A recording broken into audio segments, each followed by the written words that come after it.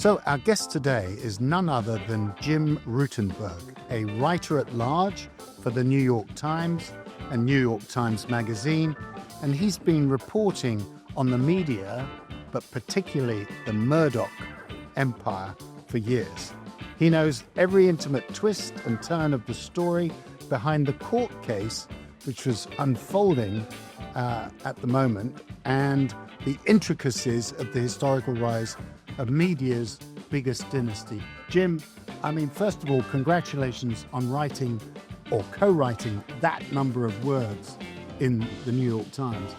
But seriously, it's an incredible story and an incredible piece of reporting that you actually got hold of these court documents. I thought they were supposed to be secret in Nevada.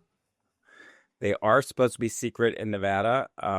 My colleague Jonathan Mahler and I were, to say the least, pleased with our bounty. And really, as we first began to turn through the pages, we're just astounded at what we are seing. Just you don't get that many times in your career. First, in the summer, we had obtained a sort of pre-trial decision by this commissioner who was going to oversee the trial. And at that point, nobody knew that there was any such proceeding happening. Nobody knew the family was engaged in this all-out internal war. So that was the first, and that was just shocking. Now we know that the family members were doing depositions. They were flying around. They were in complete pitched battle, and the world had no idea. And as the listeners may or may not know, this internal fight was going to decide the future of, as you put it, the most important, the biggest media dynasty in the English-speaking world. So everything sort of flowed from that first revelation. And of course, the family went to Reno for a trial in September. I was there, but we could not get in. Saw the family members arriving in their SUVs in this high desert town of Reno, Nevada, which is like a real outpost of a place, an old casino town. There's a very incongruous setting for this incredibly glamorous and wealthy family. And eventually we did get our hands on the transcripts and saw what happened in that courtroom. And again, as I said, we were just astounded. Rupert Murdoch built this massive empire, love him or hate him, through his own cunning, ingenuity, ruthlessness, foresight, you name it. And this was kind of revealed to us in a way that we didn't quite understand before until we dug into this trial. He lost control of the destiny of his empire due to love. Really. It's a very sweet story. Yeah. He leaves his wife Anna for a younger woman, an employee, Wendy Deng. And at that point, Rupert was the master of his own destiny and that of his company. He could do whatever he wanted. But his jilted wife, Anna, lived in California, where she would have the right to half of his entire fortune. And she traded that right away for an important provision. She did quite fine. Don't worry about her. She still walked with a lot of money, not half of his fortune. And she traded that away for an agreement from Rupert that he would allow no future heirs. He has this younger wife. Children are conceivable and indeed do arrive. That no future children will have a claim to his empire. But also, she didn't want him. She wanted to take control away from him so that the 4 adult children would have to fight it out amongst themselves. But really, then it was seen as not fighting out. They would decide, come to an agreement, who would lead them. And Rupert agrees to that. And at this point, the 4 children the 4 children are his eldest daughter, Prudence, lives in London, not that interested in running the company from the start. She's via his first wife, Patricia Booker. There's Elisabeth, his eldest daughter with Anna, his wife Anna Mann, his second wife. She's a very savvy, accomplished media executive in her own right, and she will emerge as a contender to run the company. There's his eldest son, Lachlan, who comes along in the most of all the children in Rupert's image. Rupert, as everyone, I assume, knows, hails from Australia. Lachlan really takes to Australia. He loves newspapers like his father loves newspapers. He will develop a conservatism that's easily as right-wing as Rupert's, maybe more so. This is a matter of debate to this day. And then there's his younger son, James. And James is a little different.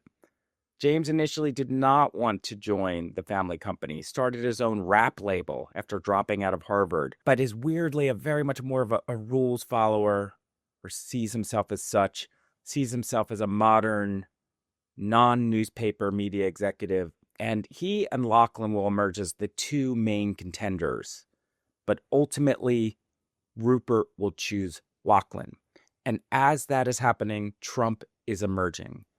And this Trump and how the family and the family businesses are going to handle Trump cleave the family politically in a way that hadn't quite happened before, where we see that James also is liberal, more liberal at least, than Lachlan, whose comfort with the Trump movement and promoting it on their major cable network in the US, Fox News, of course, these populist tabloids there in London are kind of part of this global movement that's bigger than Trump. Lachlan's very comfortable with this. And the two sisters, Liz and Prue, are clearly not comfortable with this either. It's not clear that they're where James is. So now Lachlan gets chosen. James is on the outs. And he's in a position to, when Rupert dies, form a bloc with the two sisters and seize control from Lachlan. And this is what sets all of the action off, because Rupert is stuck in this situation by his own doing and wants to find a way out of it. And that's what leads us to this crazy trial in Nevada.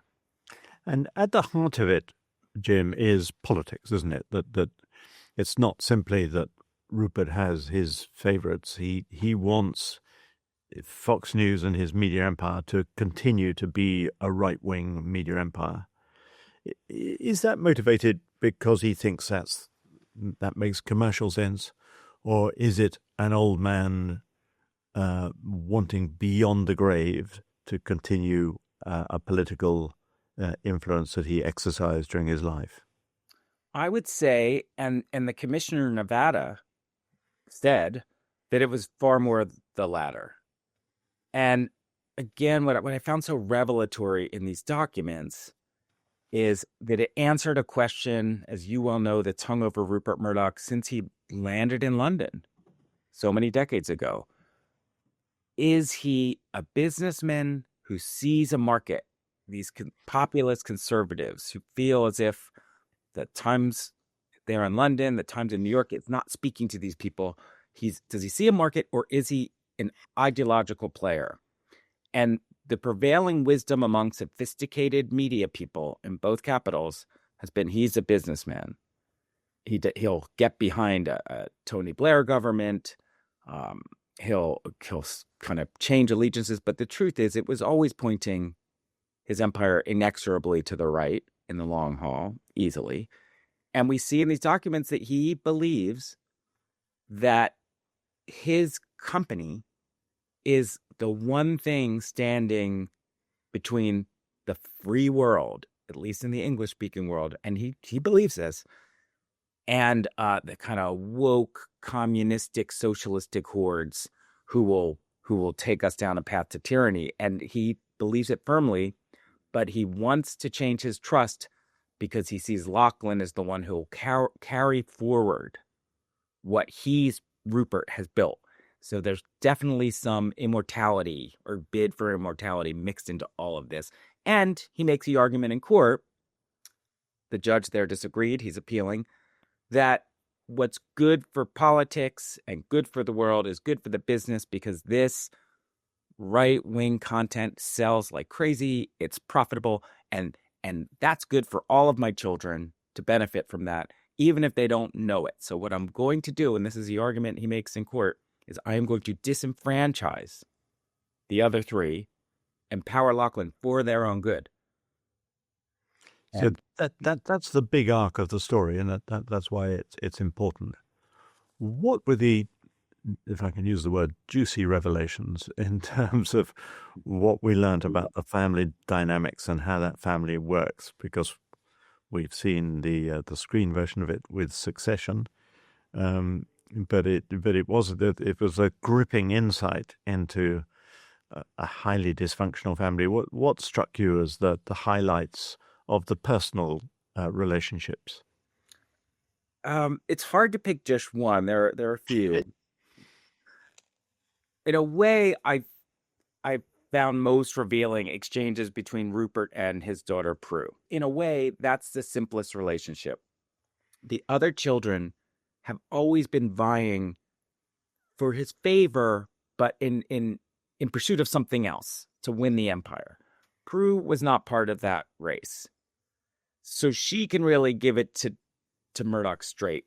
And one thing I should say in terms of that greater arc is that before the trial, what Rupert was always trying to do was get Lachlan to buy his siblings out, but particularly James.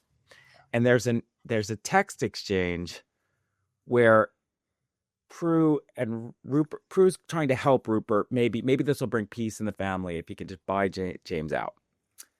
And Rupert says, well, maybe have him call me on my birthday and I can take it from there and get into this idea of this buyout. And Prue sternly lectures him that you shouldn't do that. You should ask him about his children. And by the way, I'll add, they were clearly estranged at this point, Rupert and James, but don't just go into the business, see how he is, ask about his kids. And Rupert is so annoyed by this, that he's being told how to act with his son. He writes, of course, not stupid. I know, not stupid, but sternly. And there are a few exchanges like that through this. There's an interesting interplay between Lachlan and Liz. Liz, again, easily could have run the empire and would have done presumably a great job. She has a good record. But she's sort of taken her out of it. And she and Lachlan, she tries to stay close to Lachlan. She tries to stay close to James. She sees herself as Switzerland. But there's this fascinating exchange where Lachlan is worried about Liz teaming up with James after Rupert's death. And he's trying to woo her. And he invites her to a Super Bowl party where they're hosting. And he asks her to join the Fox board. He thinks he can get her in. And she will say, I can't, I've got other obligations. I do have some issues with Fox, especially their presenter, Tucker Carlson. And Lachlan hears this as she hates Fox. She's worried about her reputation. And oh my God, I'm in trouble. He says, it's Houston, we have a problem. That's very interesting. But when Rupert and Lachlan move to change the trust, to disempower her, she says she will feel erased. And she will describe learning about the family trust as a toddler, with Rupert drawing pictures of the family trust, the way you two may have been read books about, I don't know, Paddington, what have you, whatever you read there in London. Oh, we didn't draw family trust. Not family trust. But she writes to Lachlan when she learns about this, I can't believe this is happening. You have to do something here. And Lachlan doesn't respond for a bit. And then after she meets with her father and they tries to dissuade her father, she reaches out to Lachlan and says, I know why you didn't write me back, basically. I see how bad this is. And Lachlan writes, this is about Dad and his wishes. This should not be controversial. So that was like a very interesting interchange. Then lastly, I'll say, really speaks to one of the biggest moments in your career, Alan. There was the phone hacking case where James was presiding over the company during its handling of the hacking scandal. He's seen by the family to have mishandled it due to reporting, in part, in The Guardian, in large part. And Liz talks to Rupert and says, someone needs to be fired. It has to be James. And Rupert says, you're right. Now go tell him. And that's brilliant. She goes and tells him, and they don't speak for years. By the way, during this whole period, the company sheds what had been a sort of balancing portfolio, and that was its Hollywood studios. And every time Fox News did something that was viewed as outrageous, the Hollywood studios would erupt, and there would have to be a pulling back of Fox to keep the directors, the producers, the liberal Hollywood talent calm. And that went away during this period. And it became what James would later tell friends he viewed as an American political project, which he claims to have wanted nothing to do with. He saw Fox News as costing him costing the company Sky there in the UK, which he saw as vital to the company's growth. But at the end of the day, so he will say, I didn't want to be part of this anyway. At the end of the day, he was jilted by his father in a very rough way because, as we've all written before, Rupert runs the family like the business and vice versa. It's all, you can't separate it for these three children at least. And it's an incredibly hurtful thing. And in fact, as we wrote during some of the testimony, James chokes up describing the state of his relations with both his brother and his father. Which is rare because he doesn't show a lot of emotion in public. This is a weird legal setup in Nevada. The ruling came not from a judge, but sort of a lower level magistrate who reviews the evidence and makes a recommendation. A higher level actual judge, will affirm or deny it. Rupert's side is challenging this opinion, hoping that a district judge will deny this. That's going to be very hard because what the commissioner did was based it really on the factual record. And they would need to prove he made some major error. And it's hard to see one. Then Rupert can take it up to the appellate level in Nevada, to the Supreme Court, actually, which is a partisan body. That body is still constrained by the law. There has to be a finding of a real error here by this commissioner. But we are in a new era in the U.S. right now where justice is more political than it's ever been. Maybe Rupert can make something happen on the political side. Barring that, the big expectation is that Lachlan will have to come back to his siblings and try to buy them out, and now they have all this leverage because he's stuck with the finding. The loss here for Rupert and Lachlan was that their representatives on the trust who do their bidding had behaved with bad faith. And that's a hard thing for now. Lachlan is on record for now, unless he can prevail, as basically a bad faith actor going into a negotiation. So all the leverage is with his siblings. Ironically, the company stock is very high right now, so he'll have to pay a lot too. And I say that's ironic because the argument that Rupert and Lachlan made in court was that all the uncertainty around the leadership of the company was depressing the stock. But the stock, after this ruling went public, has only continued to rise with Trump's return. So assuming it's not overturned and assuming the siblings can't come to an arrangement, what happens when Rupert dies? He's 93. It's going to happen one day. He might have another 10 years based on his mother. It is conceivable, and James spoke about this in a piece in The Atlantic a bit, not a ton, because he wants to avoid, for court purposes, saying that he intends to take the company over. But he and his sisters could form a bloc. They could demand that Lachlan make some changes in the political orientation. One thing that gets misreported and was alleged at trial or implied at trial, which really isn't true from years of reporting that my partner Jonathan Mahler and I have done, is that James somehow would take these entities and make them turn Fox into the BBC, or make the newspapers less conservative. James sees a conservative market and doesn't want to withdraw from that market. His arguments have been, let's just ground everything in journalism and facts. So you can't have your opinion hosts spinning into these fantasies that aren't supported by our journalism.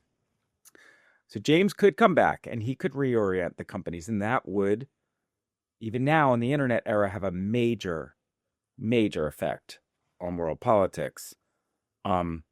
On the flip side, Explain that, Jim. He comes back. I mean, let's speculate. He takes over the company. Lachlan is packed off to the Australian outback or wherever he goes off in exile. James keeps it as a conservative channel, and he just says we're going to have some editorial standards. We're not going to make stuff up about insurrections. We're not going to deny climate change. Blah blah blah. Why would that have such a profound effect on American and international politics?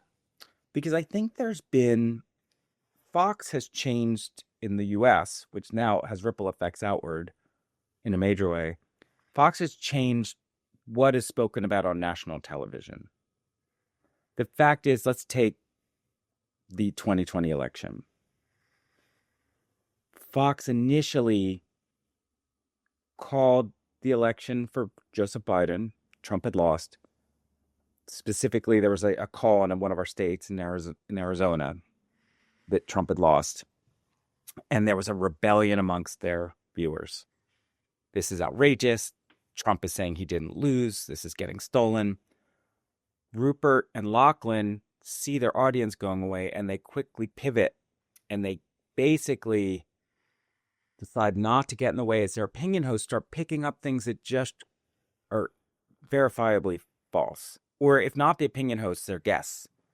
And now we're hearing about dead voters who voted who will appear to be later show up alive. And in that case, that was something of a Tucker Carlson report, but that he did correct somewhat. But we're hearing about voting machines switching votes.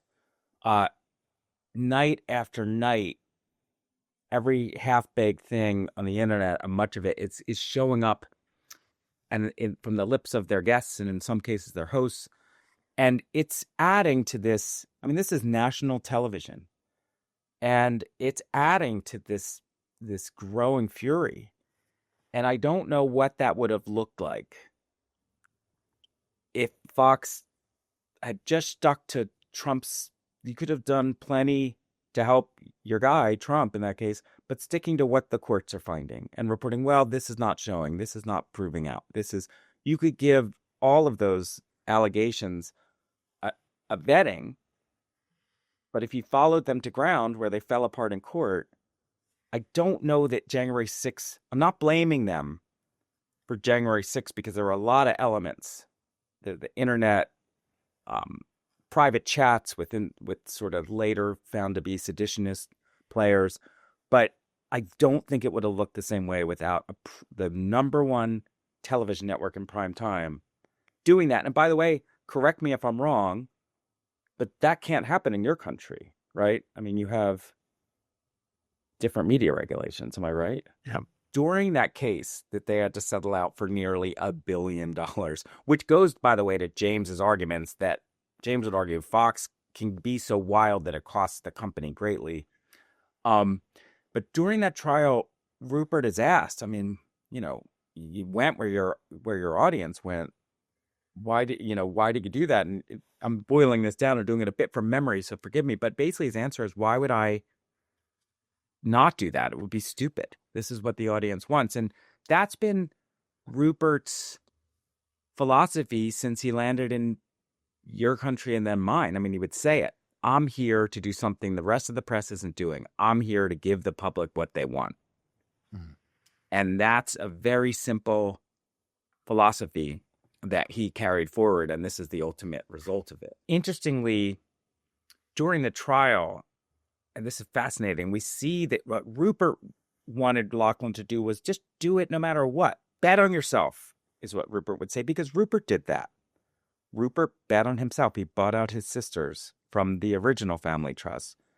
And Lachlan didn't want to do that. And there was at least one executive is advising that Lachlan, all the children made $2.1 billion when they sold their movie studios to Walt Disney Company. And there's an executive who says to Lachlan, you're coming into this money. You could pull this off. Wouldn't even be that risky. And Lachlan decides not to do it.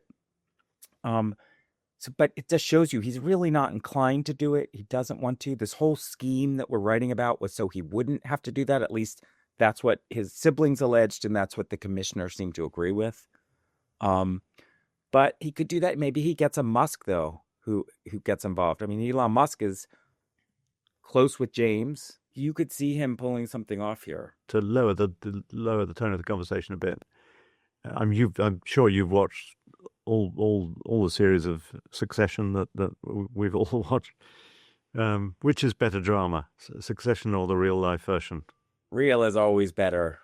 But it's what's really wild is how much Succession affects the family's interactions. Because just tell her. I mean, that is astonishing. Just tell us there was a moment, wasn't there, where they realised that the Logan Roy, the Rupert Murdoch figure in Succession, was dying or had died, and they realised they hadn't got their own succession planning. Isn't that right? That life was imitating art.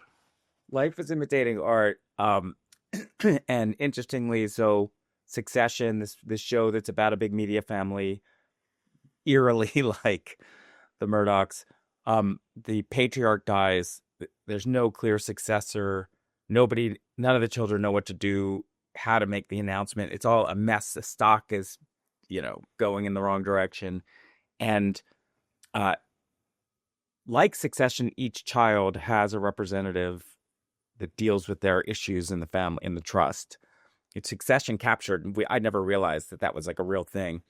And Liz's representative pens a memo saying, we can't have this. And Liz will say on the stand that she watched that episode twice and found it very disturbing that we have to tackle this.